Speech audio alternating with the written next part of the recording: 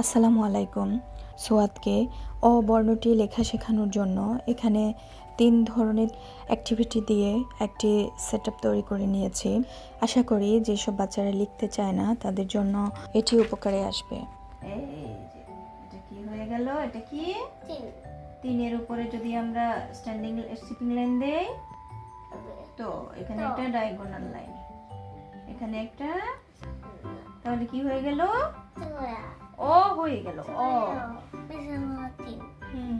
সুন্দর একটা sleeping line. মাত্রাটা কোথায় লাগাবো? মাত্রা? মাত্রা এটা কি মাত্রা বললে? হ্যাঁ, আমাকে কে বলেছে মাত্রা বলে? আমি লাগাই দিচ্ছি। লিখছে একটা মাত্র বলে কি হয়ে গেল? ও 3টা বাতাসের জন্য এখানে চলে আসলো উড়ে উড়ে। এই যে একটা স্লিপিং লাইন ছিল এখানে, 3টা কি করলো? স্লিপিং লাইনের সাথে হয়ে গেল।